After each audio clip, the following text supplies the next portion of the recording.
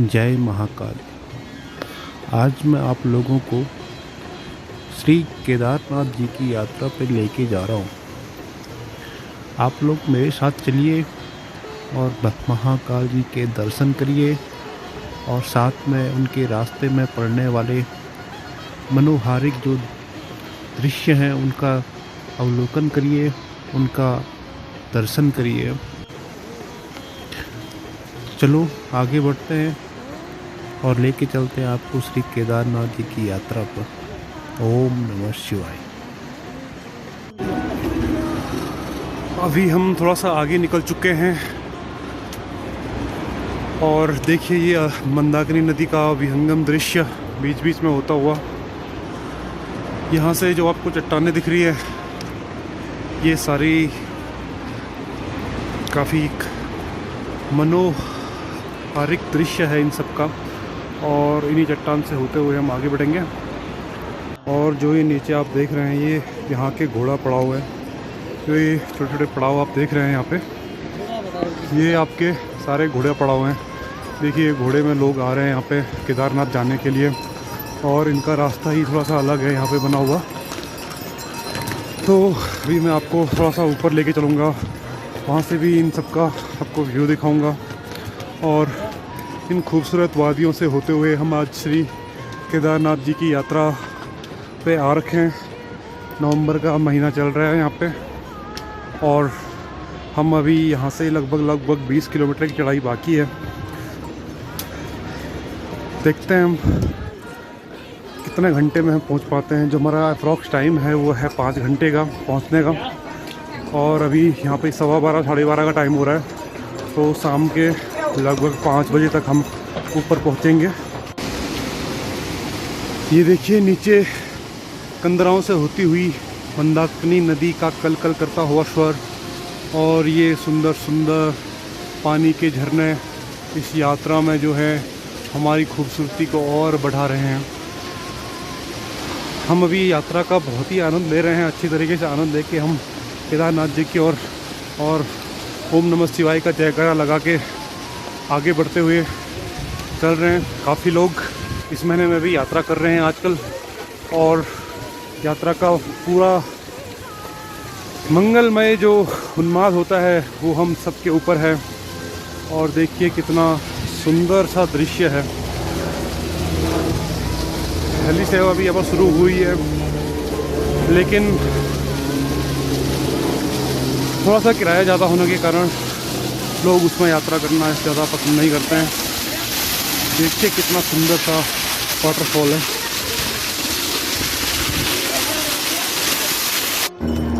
अभी हम करीब लगभग 6 किलोमीटर की दूरी हम आ चुके हैं, और ये बाबा भैरवनाथ जी का मंदिर बाबा केदार जी के रास्ते में ये पड़ता है।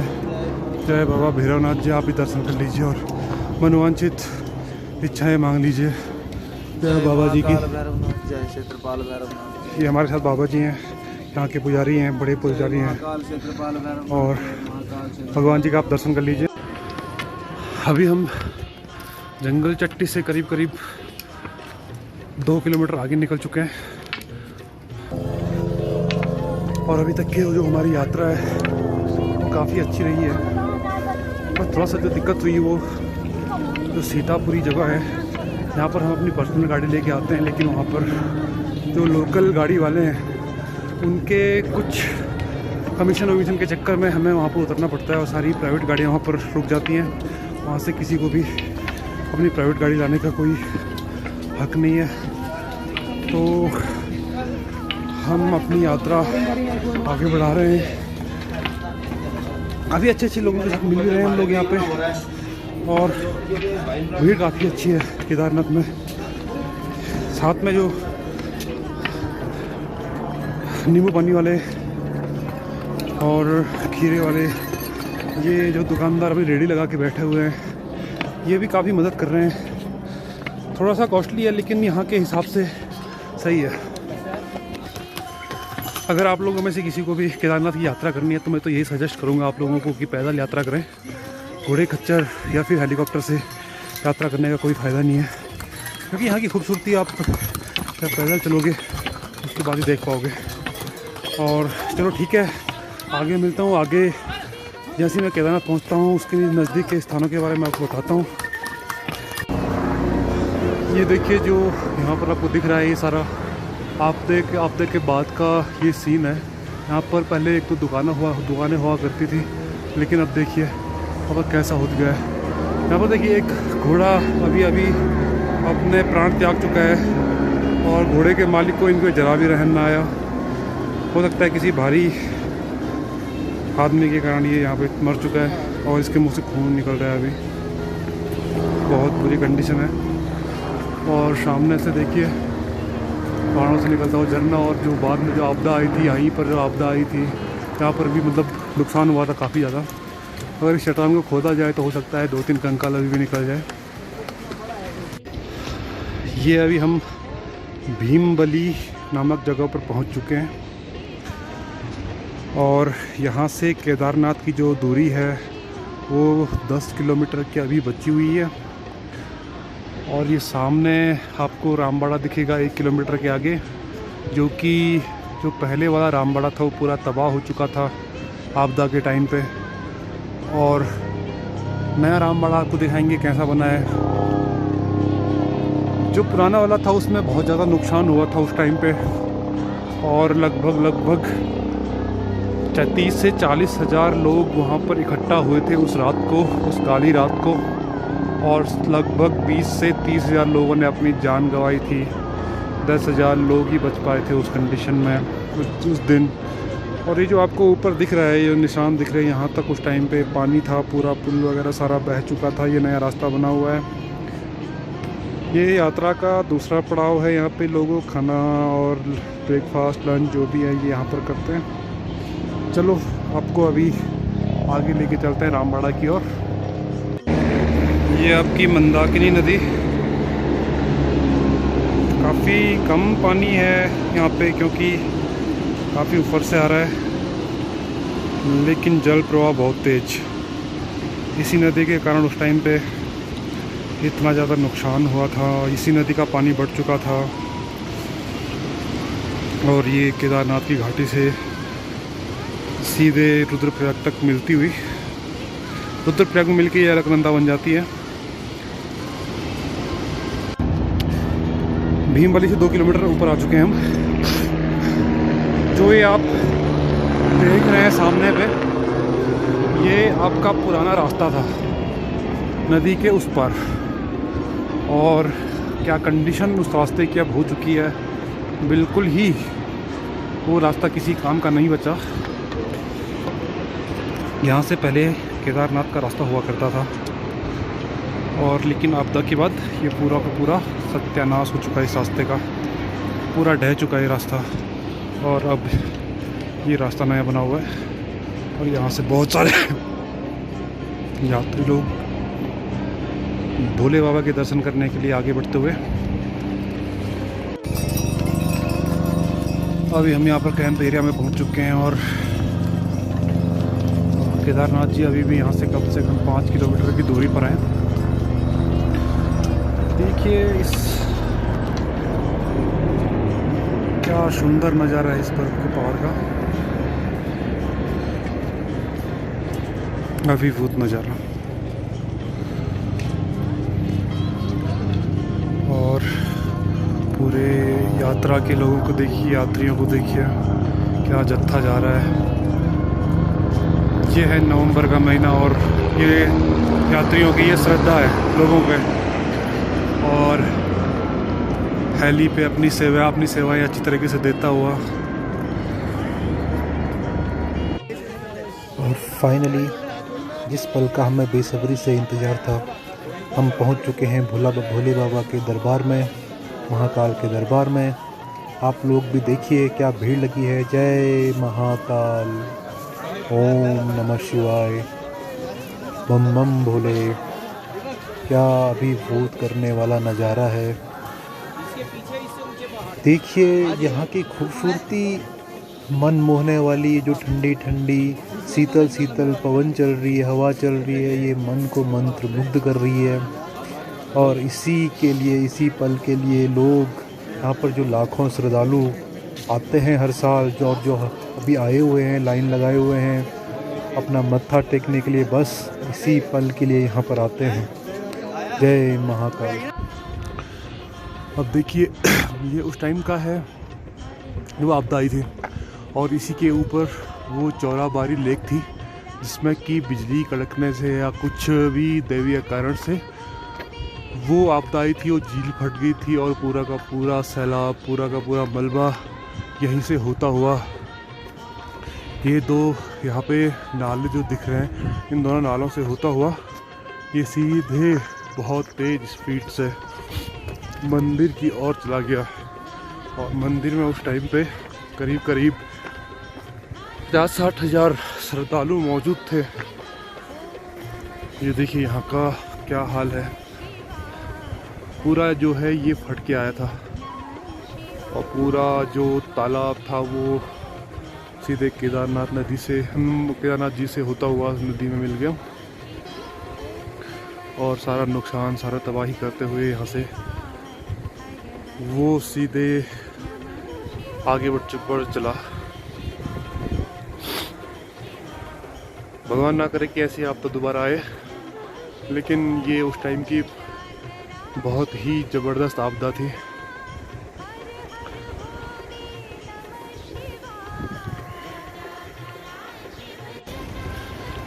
ये देखिए उस टाइम के ये कितने बड़े बड़े बोल्डर आए हुए हैं, और उस आपदा को आप ये समझ लीजिए कि जो यहाँ पर मौजूद होगा, जिसने अपनी आंखों से उस आपदा को देखा होगा, उसकी क्या कंडीशन रही होगी उस टाइम पे, जब इतना सारा पानी एक साथ आपके सामने से निकलता हुआ आ रहा है और आपकी ओर होता हुआ आ रहा है। तो अकल्पनीय स्थिति है ये सारी, और केदारनाथ जी जस्ट इसके नीचे हैं। बहुत ही भयावह स्थिति उस टाइम की रही होगी। ये इधर से भी पानी होके आया था, और आपका इस साइड से भी, और दूसरा इस साइड का दिख रहा है आपको नाला, उस साइड से भी पानी होके आया था, और यहाँ से तो आया ही था। और ये सारा पानी जो है नीचे रामबाड़ा, गौरीकुंड होते हुए रुद्रप्रयाग की ओर बढ़ चला।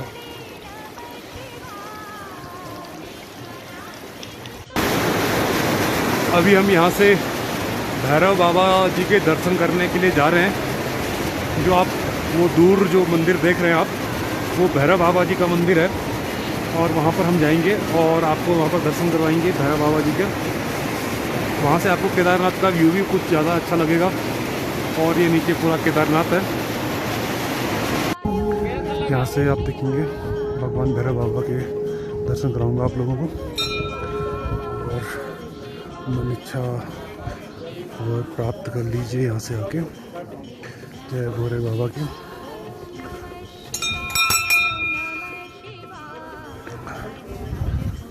भोले बाबा जी का मंगल दृश्य।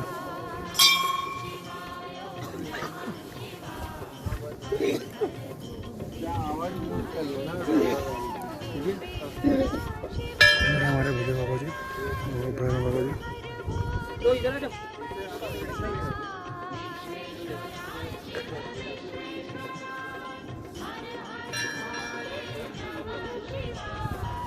केदारनाथ से करीब 2 किलोमीटर की ऊंचाई पर स्थित। यहाँ से हेली सेवाएं अपनी चरम पर।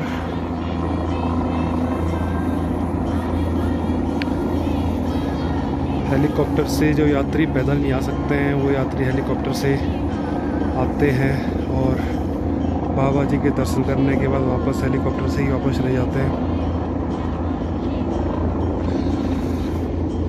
ये जो आप देख रहे हैं ये सारे नए बनी हुई बिल्डिंगें हैं, और जब आपदा आई थी, अगर आप देखोगे ऊपर, तो ये ही वो स्थान था जहाँ से आपदा आई थी। और ये इस स्थान से होते हुए यहाँ पर जो ये स्थान है, यहाँ पर कई सारे आश्रम हुआ करते थे।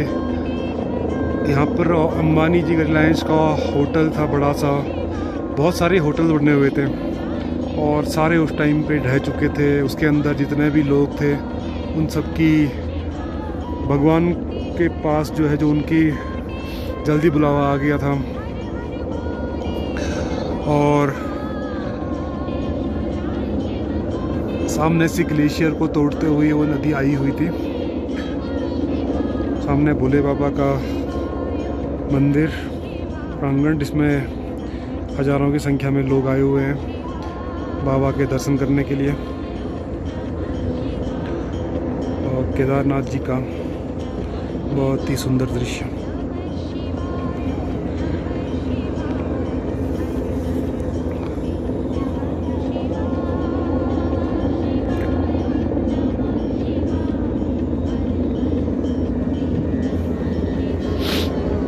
जो ये सामने नदी आ रही है, ये आपकी मेघा नदी है। और इधर से जो नदी आ रही है सरस्वती नदी है। और एक ऊपर से जो नदी आती है वो हमारी स्वर्गारोड़ी नदी है। और इन तीनों को मिलके यहाँ पर मंदाकिनी नदी बनती है, जो कि आगे रुद्रप्रयाग में जाके अलकनंदा बन जाती है। और यहाँ से दो भागों में डिवाइड होके नदी जाती है और आगे फिर नीचे गरुड़ चट्टी से होके नीचे चली जाती है, रामबाड़ा होके और फिर नीचे चली जाती है। बाबा केदार के दर्शन करने के बाद मैं आपको ये जो भीम पत्थर जिसको बोलते हैं, चलो इसके दर्शन कराऊंगा। आपदा के टाइम यही पत्थर आके रुका हुआ था बीच में, और इसी पत्थर ने मंदिर की पूरी सुरक्षा करी थी। जो मलबा था, बड़े बड़े बोल्डर आए थे उससे।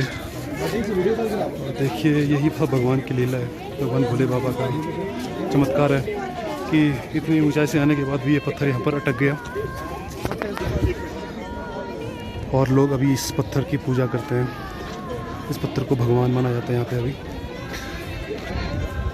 उस समय यहाँ पर कुछ भी नहीं था, बिल्कुल थोड़ा ढलान थी। और ये बहुत बड़ा चमत्कार था कि ये पत्थर जो है यहाँ पर आके अटक गया था। अगर ये ना रहता तो जिस फोर्स से मलबा आया था उस फोर्स से ये पूरे मंदिर को तो पक्का क्षतिग्रस्त तो करता ही करता था। भीड़ देखिए आप यहाँ पे कितनी ज़्यादा भीड़ लगी हुई है।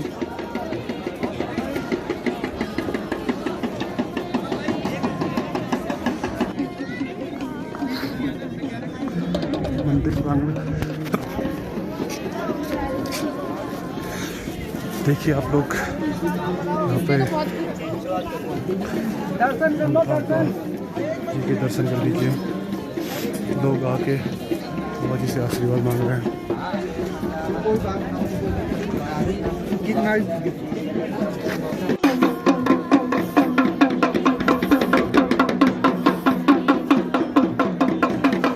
बाबा जी लोग अपने ध्यान में, सारे बाबा जी लोग मग्न होते हुए हैं।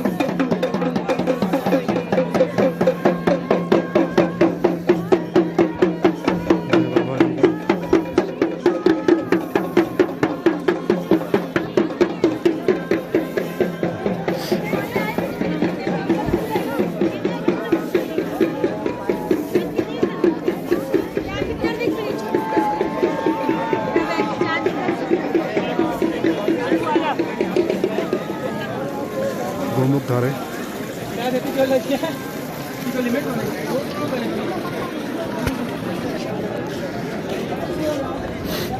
बाबा जी की धुनी। बाबा लोग तपस्या करते हुए यहाँ पे।